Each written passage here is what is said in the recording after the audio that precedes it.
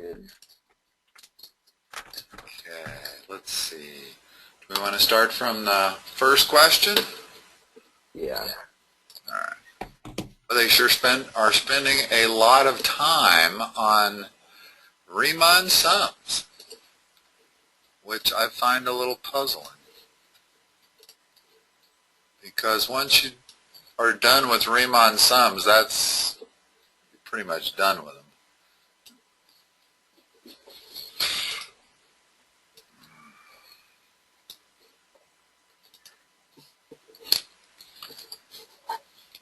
So let's see, if we draw this, let me move this up a little bit. So we draw this curve. We have 2x plus 4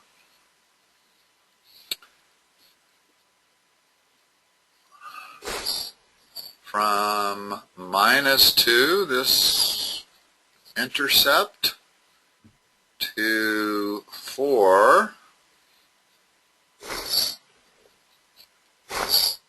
using left hand and right hand sums. Let's not draw that vertical line yet. Okay, we're going to divide it up into 3 subdivisions. So there and there.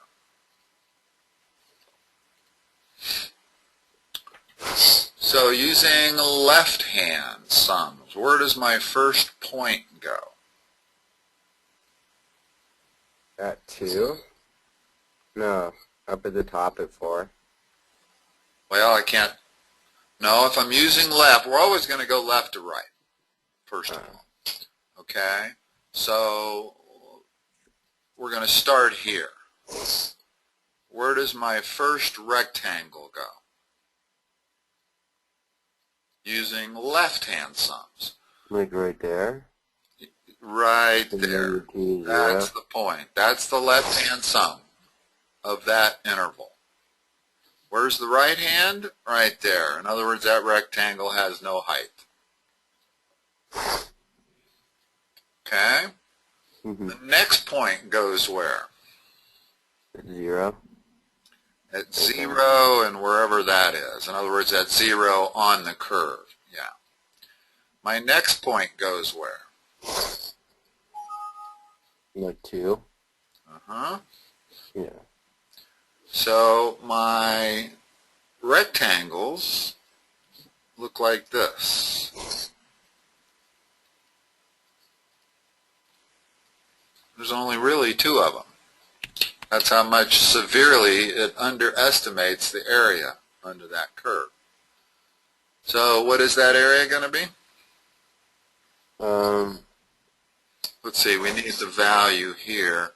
When x is 0, y is 4, and when x is 2, y is 8.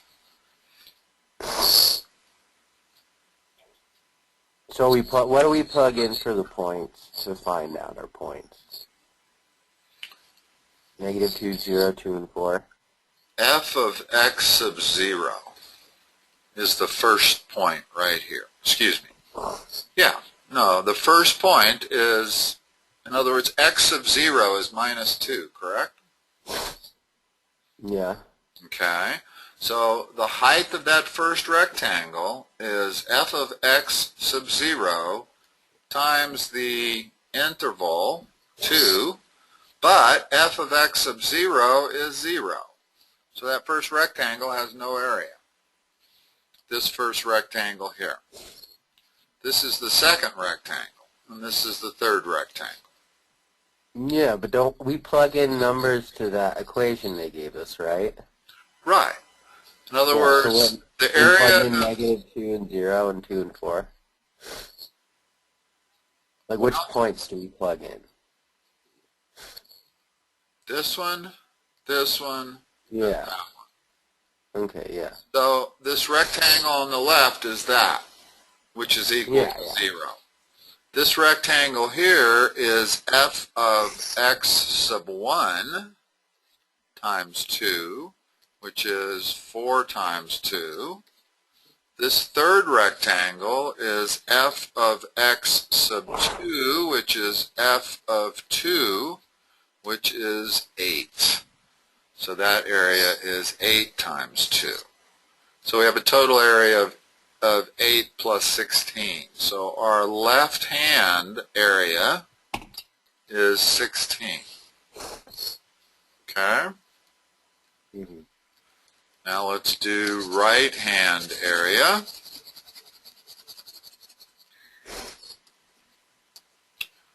Where is our first point we're going to put? Starting on the left.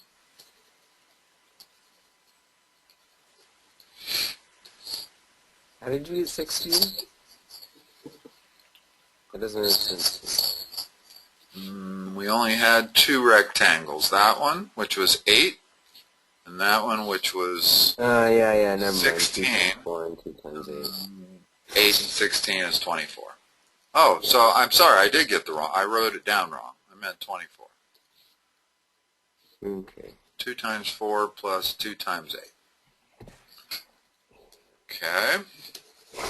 So now our right hand, where's our first rectangle on the left? What is its height? F of what? 0. Yes, because it's this one right here. The overestimating one.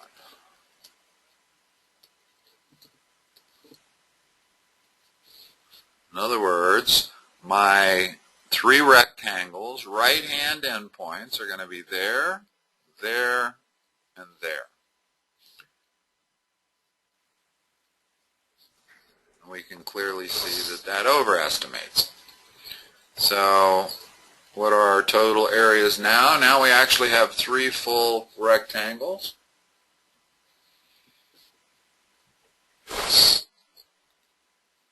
So it's 2 times 4 plus 2 times 8 plus 2 times 12.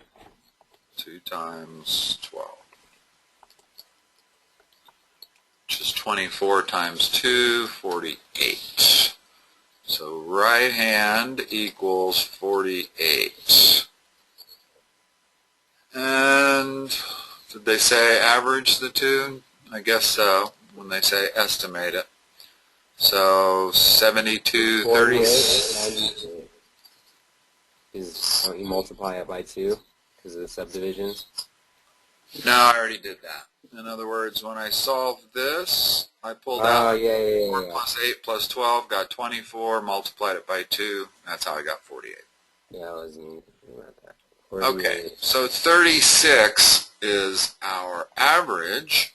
And how accurate is that? Because that's a triangle. We can figure out that triangle has a height of 12, has a base of 6. 1/2 base times height is 36. Our estimate was perfect. Good.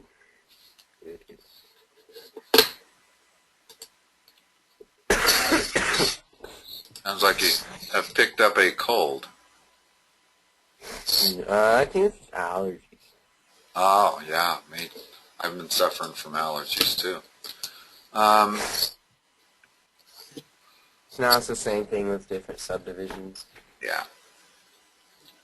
In other words, now we're going from -2 to 4 with 6 subdivisions. Could they beat a dead horse anymore?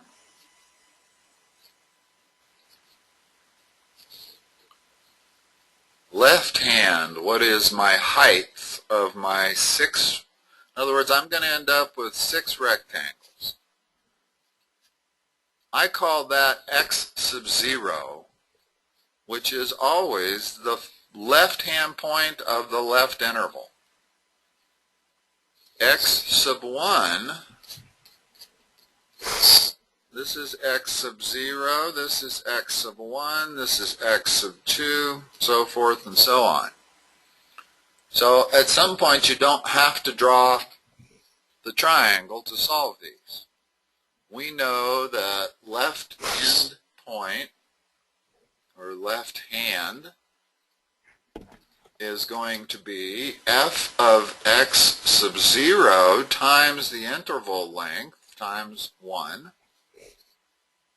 for the first rectangle. The second one is going to be f of x sub 1, and so forth.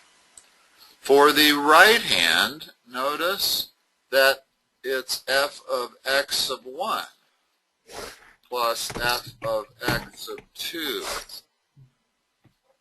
In other words, this only goes to this x. I hope I'm not confusing you with this, but they're spending so much time on this, I figure we might as well get to the meat of the issue here. In other words, this one goes down to f of x sub 5, not f of x sub 6. The left-hand one starts at x sub 0, goes down to x sub 5. The right-hand one starts at f of x sub 1 and goes all the way to f of x sub 6.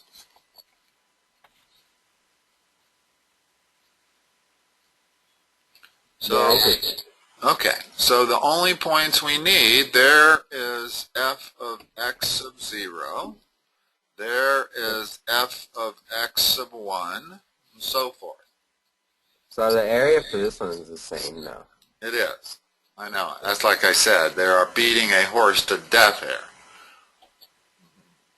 Okay. Which is, there's so much material to cover in calculus, I can't believe it, because they spend this much time on Riemann sums. You're not going to get very far. Yeah, we have our test tonight, and this is the packet he gave us yesterday in class. Okay. Okay. Well, you want to make sure you can do this, but just once you understand it, is this whole, are all 4 sheets that you sent me regarding the same thing? I looked at all of them, but I think it doesn't seem like it was. Well, not only are they all the same, they're all areas under geometric straight lines. Yeah, I think it's just a worksheet for the stuff we're working on now. Right. In other words, we don't need calculus for this, because they're giving us triangles and rectangles and trapezoids. Calculus is for calculating the area under curves. Of course, what they're trying to show here is how we do that is by breaking it up into rectangles and making as many as we can. In other words, if we want the true area under this curve, we'd break it up into rectangles that are so small you wouldn't be able to, and the whole point of calculus is these rectangles' width approaches 0. And that's when you end up with the integral of that function from -2 to 4. In other words, what this is saying is we're going to do this process, only we're going to let n approach infinity.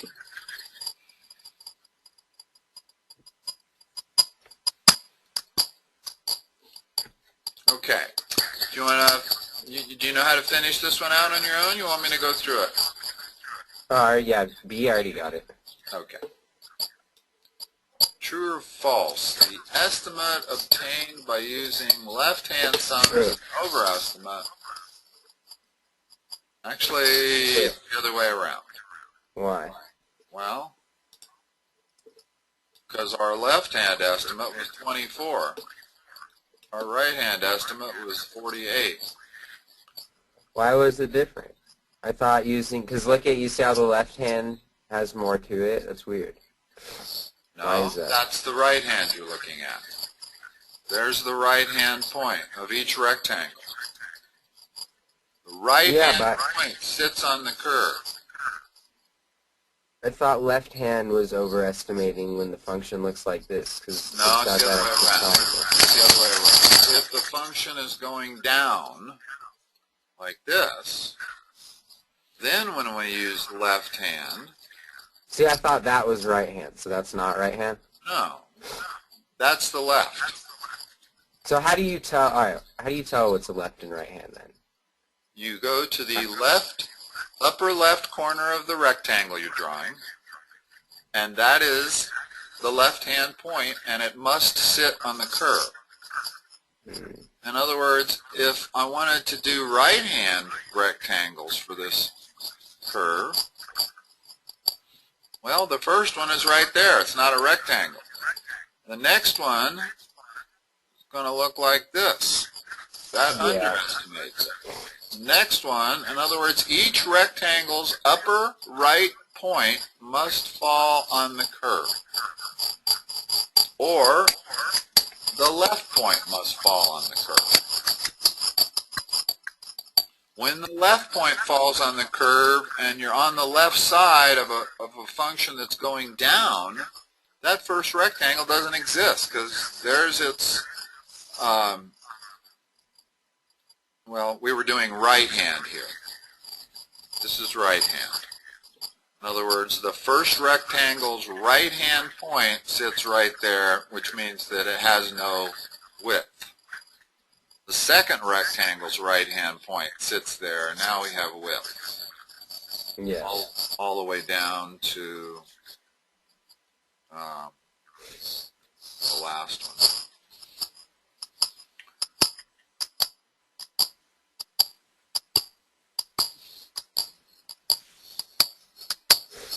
Okay. And the last one doesn't have any height on right hand.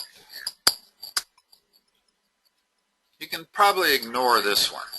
On right hand, you tend to use f of x sub 1, not f of x sub 0. So I've probably been confusing you by even putting this one in here, and it's not the rectangle.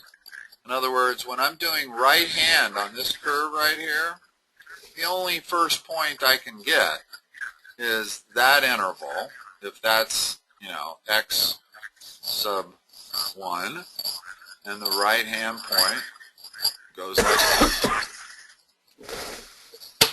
that. But on that problem that had a rising function, notice that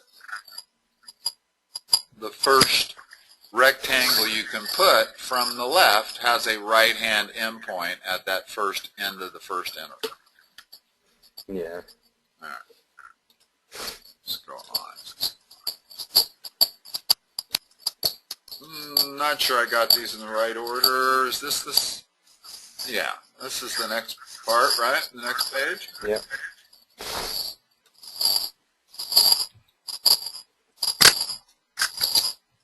Graph the curve, and from the graph, determine the area between the curve and the x-axis. Well, we've done that, right? Graph the curve. That So would that be the same answer then, 36? Yeah. In other words, after we graph it, we see we have a triangle, and determine the area. It's the area of a triangle. Okay, well, we can skip that one then. Well, we already did it, actually. Yeah. We did it up right here. Well, not that one, but yeah, we ended up getting 36 by just figuring the area of a triangle. All right, repeat parts A through C from problem 1 with the curve minus e to the x. You'll want to use a calculator. We don't need to use a calculator. Yeah. That's an easy function. That's an easy function to integrate. So you just do FNINT negative e to the power of x. Well, now hold on. They said repeat parts A through C. Well, weren't parts A through C using left-hand and right-hand Riemann sum? Yeah. So we have to do that. We can't feed it into the calculator yet. We've got to go through this process. So we're going to divide it up into 3 subdivisions.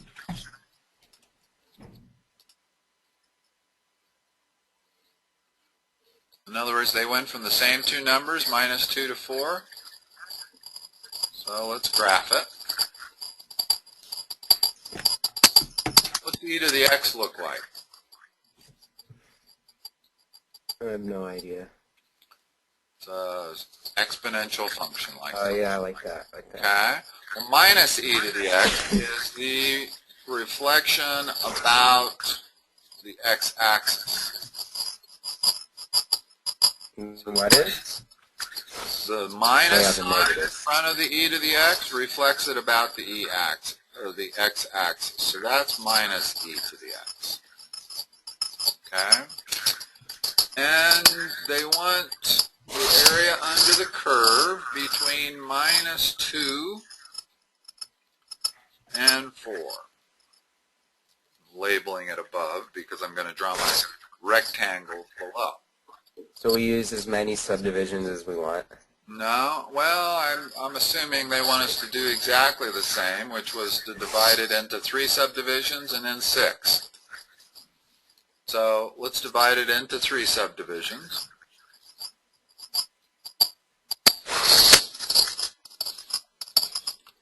Now, where's the left-hand endpoint of the first rectangle? 2, -2. Where is the left-hand endpoint of the first rectangle? 0, I don't know. It would be f of -2. Oh, well, yeah. Right? In other words, that point right there. Yeah. And I know that that's the left-hand corner of my first rectangle. So if I'm going to draw that rectangle, I have to draw it like this. Okay? Yeah. The next rectangle, where's the left-hand endpoint going to be? 0. F of 0. In other words, I'm looking for where on the curve I'm going to start my rectangle, because it seems to me like you still have a little bit of confusion there. No, I get that now. Okay, all right. So we're going to I start. know how to make it. I just didn't understand the right hand, left hand. Mm-hmm. I Okay. get it there. Okay. Good. So there's the 3 left-hand rectangles.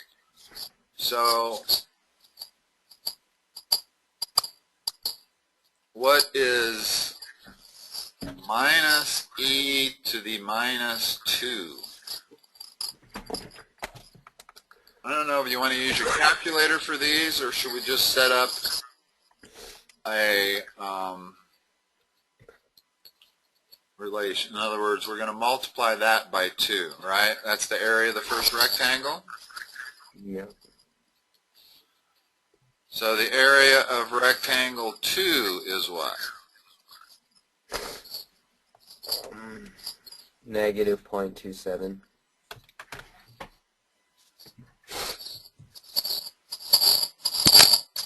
No. -0.27.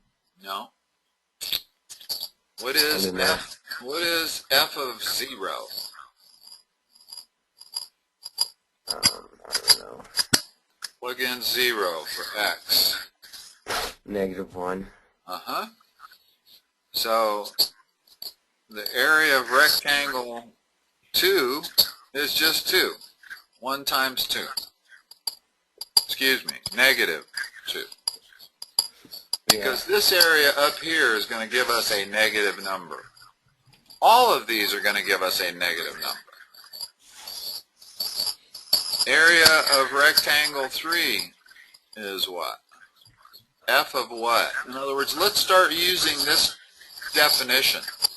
Because as you move into estimating with trapezoids, this becomes a very important part of it. You have to really understand this.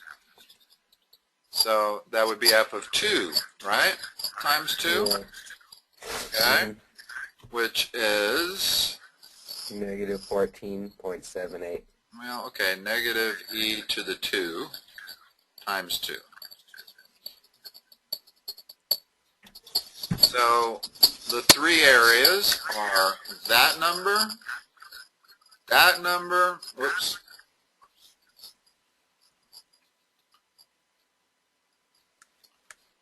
the first rectangle was -e to the -2 times 2.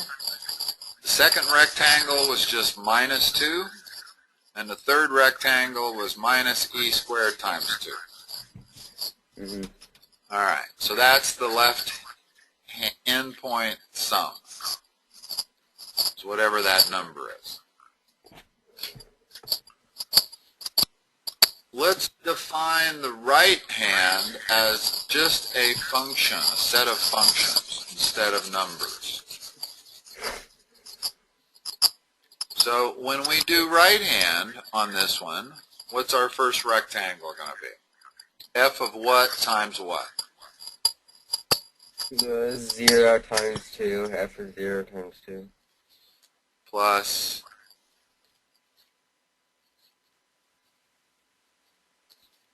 plus f of 2 times 2 and f of 4 times 2.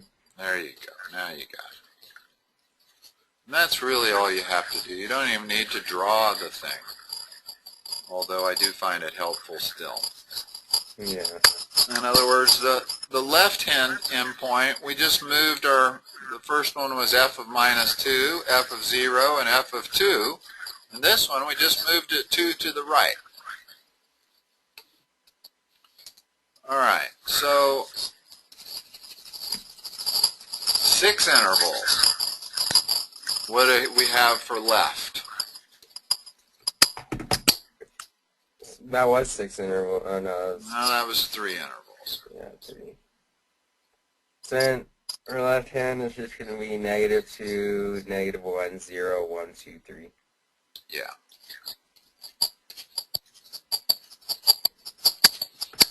So what are we doing? We're just finding the left hand for 3 subdivisions and 6 subdivisions? Yeah. And then we're going to find the right hand for those same 6 subdivisions. And then what do we do? And then we're going to take the average. That was steps A, B, and C to estimate what the area of that is. Now, this at least is a calculus problem because we can't use geometry to solve this. This is a curved line. So we're not, when we take the left hand and the right hand and average them, we're probably not going to get the exact answer like we did when we had the triangle. Yeah. We will get an answer that's close. Then, using our calculator, we'll put that in and compare it.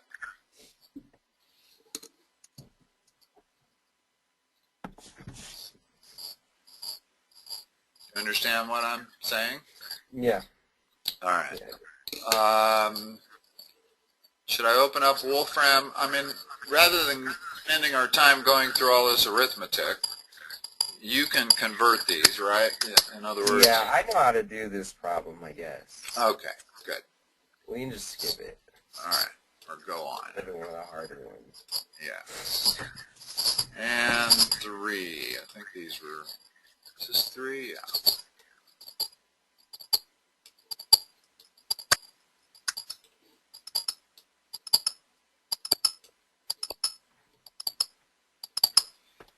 Okay.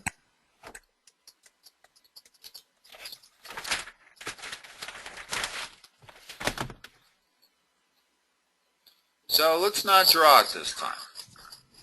Okay. Let's see if we can figure it out just based on the functions that we know. So the left hand is going to be what? F of what times, we're going from 0 to 20, they want 4 subdivisions, each subdivision is going to be 5. So it's going to be 5 times F of what plus F of what plus F of what? It's all of them but 20, and then all of them but 0. All right. So the first one, 0, 5, 10, 15.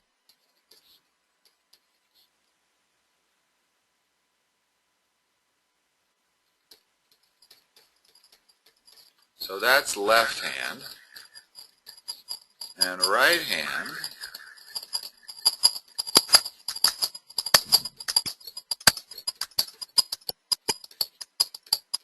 whoops, sorry. 5, 10, 15, 20. And that's going to work whether you have a function that's increasing or decreasing. This formula. This problem is pretty straightforward, isn't it? Uh-huh. This is easy. And this is typical Raymon's sum. This is exactly the same as every one we've done. That's what I say. They're beating this horse to death. How many problems do they need to give us? You clearly understand it at this point, as far as I'm concerned. Estimate the value by computing the left hand and right hand and averaging the two. Okay. Well, we can skip that. Well, here's the left hand. You can certainly figure out what that is and that one and average the two. Yeah. That's easy. If f of x is the graph of the velocity of an object at time x, interpret the meaning of the integral of f of x. If f of x is the graph of the velocity of an object. Okay. I think it means that's the velocity on that integral. No. It's the area under the curve of the velocity on that integral. Well, it actually has a more specific meaning than that. That's correct, what you just said. It is the area under that curve. But its most important meaning is it's the total distance traveled. Excuse me, it's the total displacement. There is a difference. It's the graph of the velocity. Notice that velocity is a derivative. It's the derivative of position. So if I take the integral of velocity, I get the position, the change in the position over the first 20 seconds. Okay. In other words, if you're driving to Colorado Springs, and this is your velocity curve here. In other words, you start out, you're going 40 miles an hour. Here, you're going 50 miles an hour. Up here, you're cruising at 70. Okay? That's my velocity function. You're taking measurements as you drive, and you're looking at your speedometer. So for the first 20 minutes of the drive, this is what your velocity function looks like. Well, what does the area under this curve mean? That's the total distance you've gone. Okay. Now, you got to be a little careful when talking distance. The typical calculus problem that you're going to get is a particle moving along the x-axis. In other words, the particle might go that way, and then back that way, and then back that way, and then back that way. Okay? And you'll have a function for that particle's movement, its velocity. And there'll be two questions that are key. One is the displacement. In other words, if the particle went like that, and then went like that, and then came back to its starting point, its displacement is going to be 0. The area under the curve will be a net 0. But the total distance traveled will be the absolute value of the area under the curve. In other words, maybe this velocity curve looks like this. Yeah. And the displacement would be the integral of that function, which is going to, that area will cancel out that area, so the net displacement is going to be about that much. But if I wanted the total distance traveled, I would take the absolute value of this function. What does the absolute value of the function look like? That.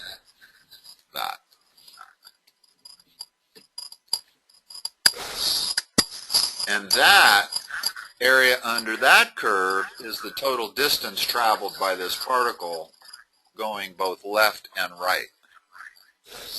So you're going to get tons of questions that say particle starts out at a certain point, travels by this velocity function, where does it end up after 20 seconds? And how far did it go? And when was it going to the left? When was it going to the right? Where was its speed the greatest? Things like that. That is going to be your classical stuff that's coming up next for you. Once they finally get you beyond Riemann sums. Actually, that's probably not true. Probably what's coming up next is more Riemann sums, only using trapezoids. In other words, when I go to approximate the area under this curve, I don't use a rectangle, I use a trapezoid. And we know what the area of trapezoids are. That's f sub 0, that's f sub 1. So I can figure out the area of that trapezoid. And you can see that trapezoids are automatically going to give you a better area under the curve. There's not as much there's not as much wasted or extra space. So trapezoids are much more accurate than rectangles. Yeah. And then at some point when you get beyond Riemann sums, then you realize that all they're talking about is the integral of this function dx. And integrating is pretty easy. Dx means the interval, the subintervals we're breaking it down into approach 0. It approaches 0. So when you break it down into trapezoids, well, as long as this thing approaches 0, it doesn't matter whether you use right rectangles, left rectangles, trapezoids, or parabolas at the top. When you do this, where you let the interval width approach 0, you're going to get an exact area under that curve no matter what. That's the brilliance of calculus. Riemann sums were used for 100 years, and then finally they realized, oh, we can use this over here and get it exactly without approximating it. We have one more page here, I think. Yeah, I think we have one last big problem. Big word problem. This one here. Yeah, this is also not hard. It's not? No. This is all straight lines. In other words, again, we could solve this, and we will solve it with geometry. A river raft is headed down the Colorado River from the time it enters the river until 1 hour. So 1 hour. The velocity of the raft increases at a constant rate from 0 to 10. Well, constant means straight line. So yeah, it's a 10. Okay. For the next 2 hours, it continues to cruise along at 10 miles per hour. It then hits a section of rapids which immediately cause its velocity to increase to 20 miles per hour for the next half hour. So what does this curve look like between 3 and 3.5? 3.5. Then it just skyrockets up. Instant. It's a piecemeal function. Oh, it's a piecemeal. How do you... Yeah. Okay, because it's instant, it says. It hits a section of rapids which immediately causes... Yeah, I mean, they're not being specific. They're so non-specific there that the only thing we can do is immediately have it jump up. Now that doesn't make it a function, so I'm going to not put that there. But that's basically what they've explained, right? Okay, yeah. I mean, I could put a curve there, but how would I know the slope to put it? They've said immediate, so it has to be vertical. So do we just draw it out now? Well, can you find the area under that curve? It's all it is a triangle, a rectangle, and another rectangle. Yeah, you divide it up into 1, the 3, and then 3.5. And the area under that curve will be the distance traveled. So the area of the triangle is 5. 10 times 1 divided by 2. No, yeah. 5. And then that's 2 times 10, so 20. Mm-hmm. 20. And then 0.5 times 20. 10. Mm-hmm. Okay. So then 5 plus 20 plus 10. Yeah. I don't divide that or anything, do I? No. Yeah, okay. So it's just the answer is just 35? Uh-huh. Yeah. And when we had a similar problem, I might have confused you the other day. Let's do this the calculus method. Just let's find this triangle by calculus. Well, is all we need is, what's the function right there? What is that? Y equals what? mx, y equals mx plus b. What's the slope of that? What's the slope? It's going to be x. Y equals 1x. 10x. 10x, yeah, you're right. The rise is 10, the run is 1, so the slope is 10, the y-intercept is 0. So there's our function for the first triangle.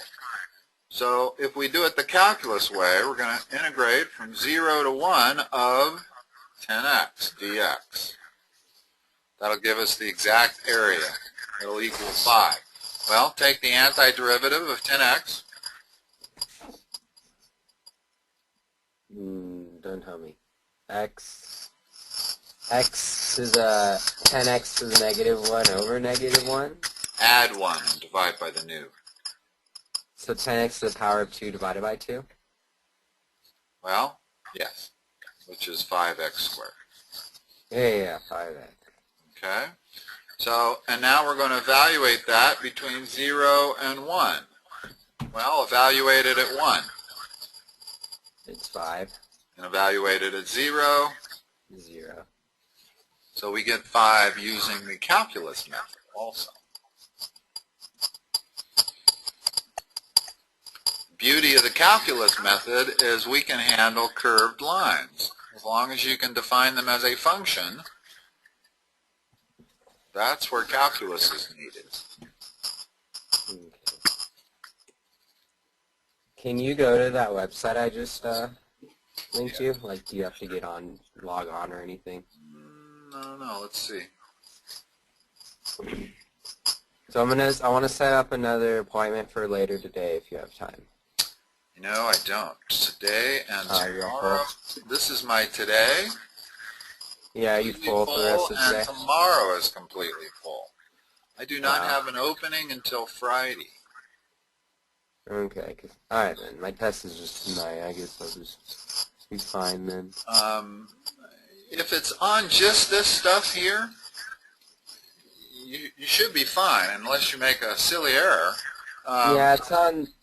Here, let me look really quick. Let me see if I can find one more problem. Clearly know it. Yeah, we got a few more minutes now. Let's, if you can find a problem that gives you trouble. Go to exam 3 from previous semester. It's like the last one. And exam 3 study resources. I see exam 2. Where is it? The second to last, or the third to last line. Like very, very last line of the page. Okay. Exam 3 from previous semester solutions. Okay, let me find a problem from this really quick. Find constants A and B. You want to help me with number 2? I forgot critical points around this. Okay.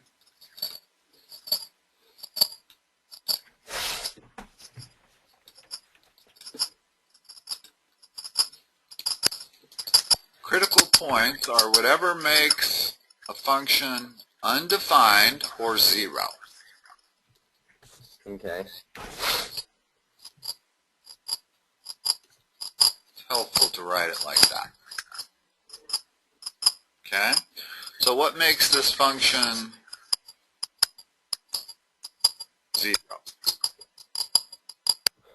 Oh, excuse me. X equals 0 would make it 0. Well, yeah, hold on a second. I forgot they gave us the critical point. We're trying to figure out what A and B is. So the critical points are 1 and 5. So how is 1 a critical point? If X was 1, we would have A plus B. So that has to equal 0. And then we can set up a second equation that when X is 5, we have 25A plus B over 125. And that has to equal 0. So I have 2 equations and 2 unknowns. So would you... I don't know.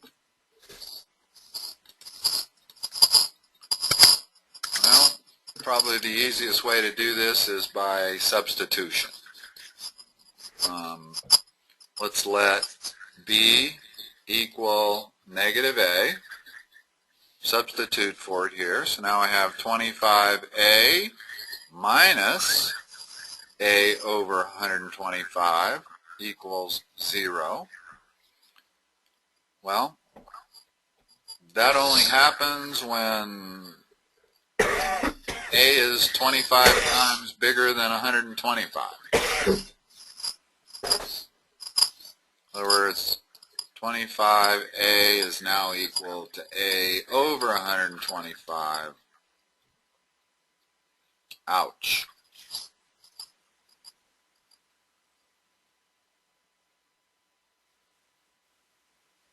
It doesn't.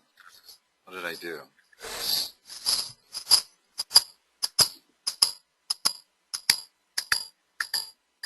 Something's wrong. Okay, I had two equations. A plus b had to equal 0. Why was that? Because 1 was a critical point. When I filled in 1 for x, I got a plus b is either undefined or equal to 0.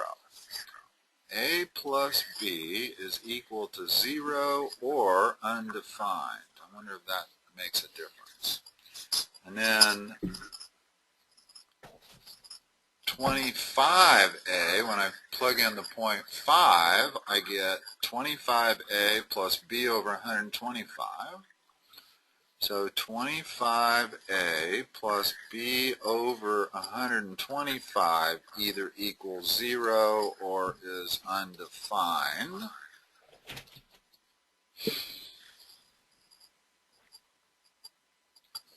Must have just made a mistake in my algebra here. For b, I'm going to plug in minus a.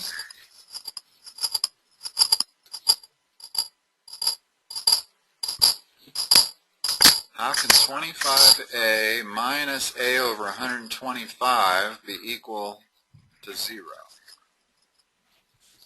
Can't be.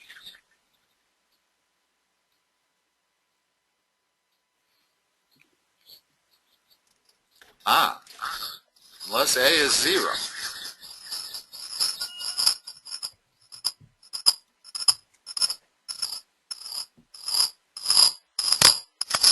Now this is an impossibility here, which means it's undefined.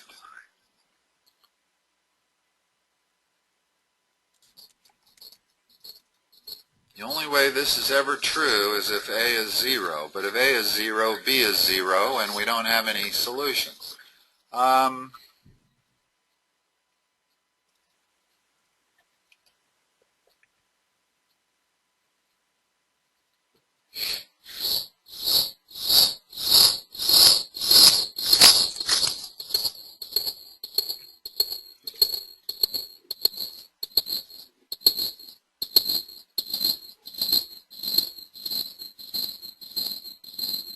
Wow.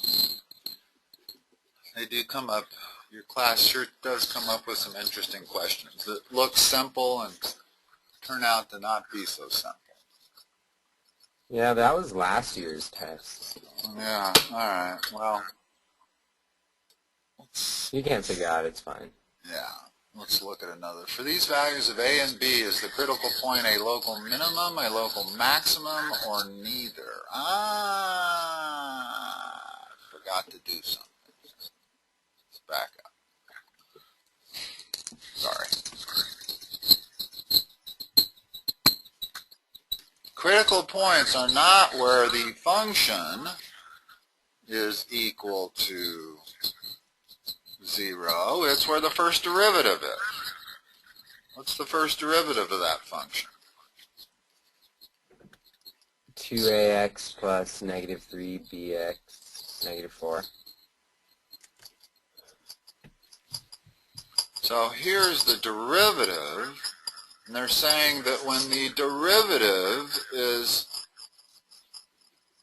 at 1, when x is 1 or 5, we have a critical point.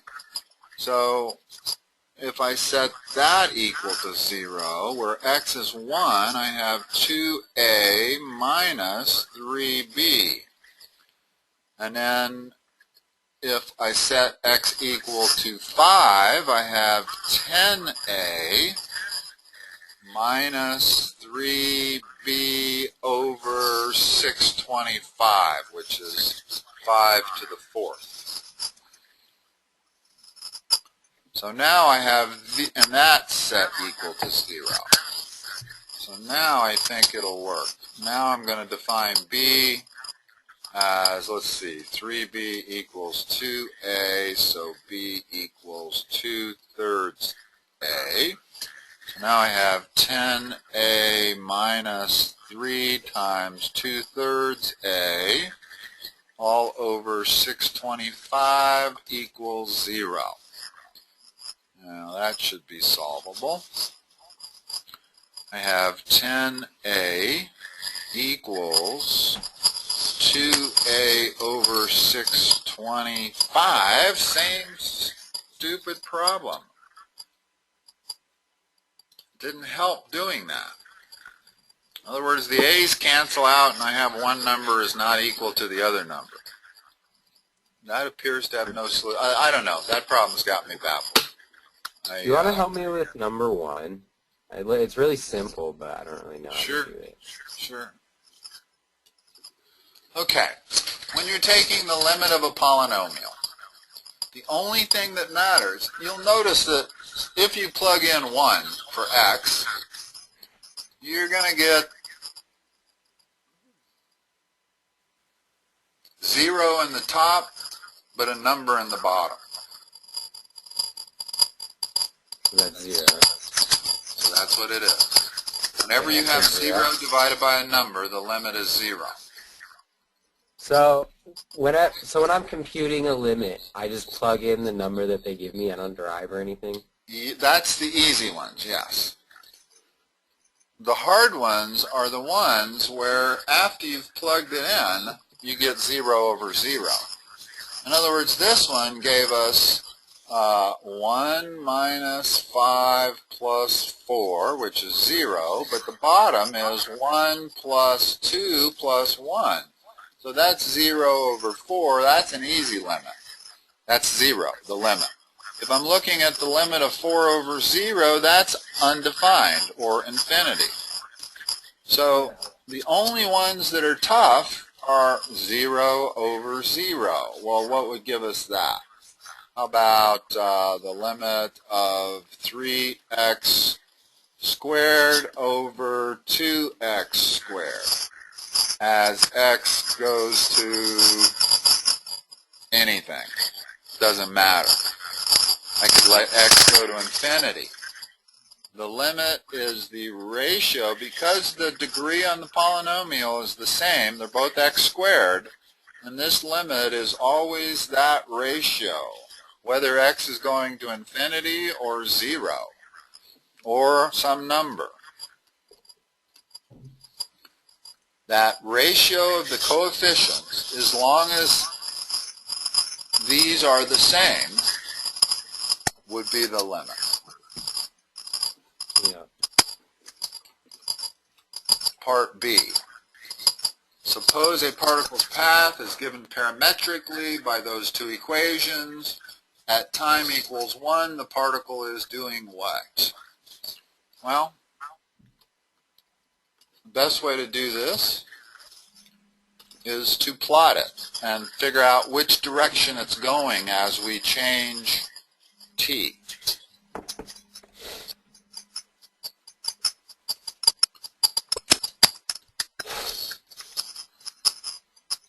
At time 0, where is x? At time 0. Mm-hmm. What is x and y? Is that 0? X is 0. What is y? Minus 5. Yeah. So at time 0, I am right here on the curve. That's 0, comma, minus 5, and I'm going to put another comma here, time equals 0. Okay? In parametric equations, you have 3 parameters. So when time equals 1, what is x? 1 squared minus 0. And what is y? And negative 2. So at time equals 1, our point has moved to there. So that's 0, comma, minus 2, comma, t equals 1. So what is it doing? At time 1, the particle is doing what? Right up. A. Or 2. Yeah, so far it hasn't moved to the right. So at time 1, the only thing we know is that it's moving up. But if we were to put in a t equals 2, we would see that x would go to the right and y would keep going up. So our next point at t equal 2 would be that. So I suppose you could say that at t equals 1, it's moving up and to the right. But you do have this direction. In other words, when you have parametric equations, you put an arrow on it to indicate that the direction the graph is being drawn as t moves through its domain. Yeah. If you were to put this into your calculator and watch it graph, it would start down here and go up and to the right, like that. Yeah. Okay? Which of the following could be the graph of that if the derivative is given by that other function? So they're giving us the derivative function. F prime of x equals x times x minus 2 squared. So they're saying which of these functions is the original function? If this is the derivative function, what's the original function look like? Well,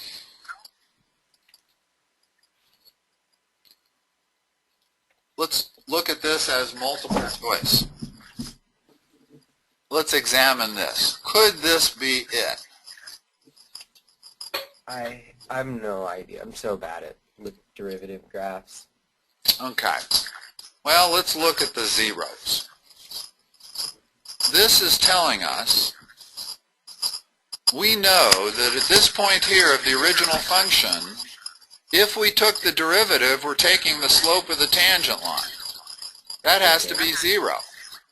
So my first derivative better be 0 if this is my curve at x equals 0. Well, if I plug x in at 0 up here, I don't get 0. So X that one out. That's not it. Okay. Let's So look at try this 2 one. then for the next one. Let's do this one. This one also has a 0 slope at 0. The slope of the tangent line there is 0, which means the first derivative has to be 0. Again, it is not. X that one out. This one has some promise, because notice the slope of the tangent line at 0, no, same problem. Same problem. Yeah, that's what I was thinking. They all look like they're the same. What the heck am I doing? Yeah. Oh, I'm sorry. If you plug in 0 into this function, you do get 0. I don't know what I was thinking. I was plugging 1 or something. So the answer is that first one? No, not yet. We have to examine more stuff. In other words, we weren't able to rule any of them out. What about the second one? My math was Plug bad. in 2. Well, now hold on. Let's look at this first curve again. This first curve needs another 0 point when x equals 2. Right? Yeah.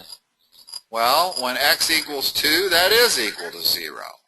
So this one could be it, this one could be it, this one could be it, that one could be it. So that doesn't help.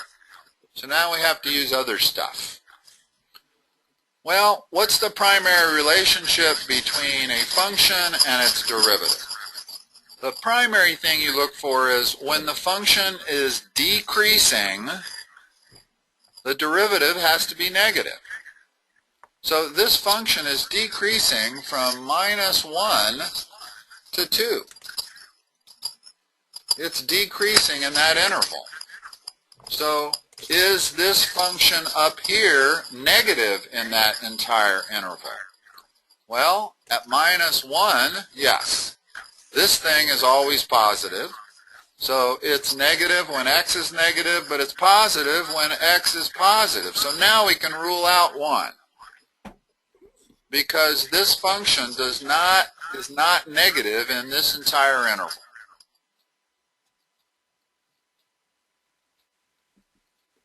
This is beginning to look more promising. Why? Because this thing is decreasing from -1 to 0, which means this has to be negative from -1 to 0. And it is.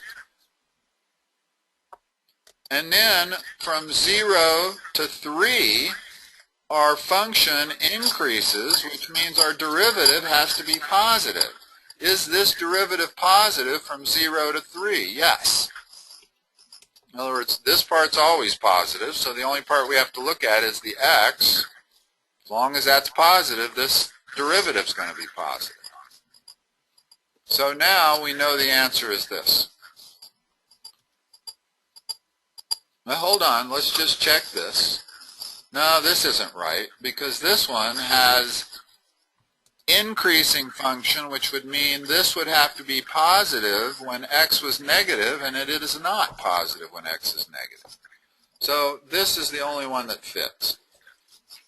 But that really, the biggest thing you need to remember is if the original function is increasing, the derivative is positive. If the original function is decreasing, the derivative is negative. Okay. Okay? Alright, well, All right. thanks, David. I guess I'll see you next time. All right, Michael. Bye-bye.